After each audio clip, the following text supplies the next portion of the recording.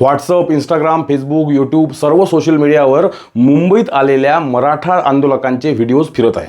कुणी नारळ काढायला झाडावर चढले, कुणी नरिमन पॉईंटच्या समुद्रातील आतील मोठ्या दगडांवर गेलेत, कुणी मोठमोठ्या पोल्सवर भगवे झेंडे रोवले, कुणी हलगी वाजवत आहेत, कुणी बैल रेडे घेऊन आलेले, कुणी समुद्रात आंघोळ केलेले, काही मराठा युवक रस्त्यावर कबड्डी, खो खो, कुरघोडी यांसारखे अस्सल ग्रामीण खेळ खेळत आहेत।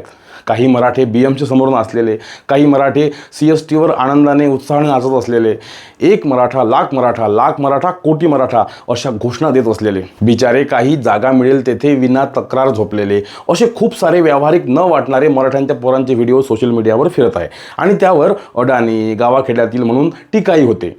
मराठ्यांचं नाव घालवलं, हे करायला मुंबईत गेले का, गांभीर्य नाही का वगैरे टीका खुद्द मराठ्यांची काही मुलं सोशल मीडियावरून करत आहेत। इथे एक लक्षात घ्या मित्रांनो, मराठ्यांनी ताजमहालावर घोडे बांधले होते, कडव्याच्या गंजी रचल्या होत्या, जे जगातील 7वे आश्चर्य आहे आणि म्हणूनच दिल्लीत लाल किल्ल्यावर मराठ्यांचा भगवा फडकू शकला होता। आधी सरकार आंदोलनाला परवानगी देत नव्हते, नंतर 5000ची मर्यादा लावून दिली। त्या आझाद मैदानावर 5000 लोक राहतील तर मग बाकीचे राहतील कुठे?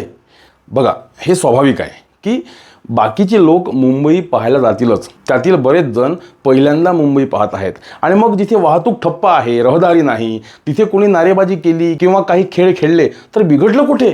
जरी या गोष्टी व्यावहारिक वाटत नसल्या तरीही या गोष्टींमुळे सर्व आंदोलकांचा उत्साह कायम राहण्यास मदत होते। सिस्टीम आमचं ऐकत नसेल तर आम्ही सिस्टीमचे काय ऐकावे अशी धारणा या आंदोलकांमध्ये वाढ घेत आहे। यांना कोणी वेडे किंवा माकड चाळे करणारे समजू नका। हे तेच मराठा कुणबी शेतकरी आहेत जे शेतामध्ये धनधान्य पिकवते, त्यामुळेच तुमची आमची भूक शमते।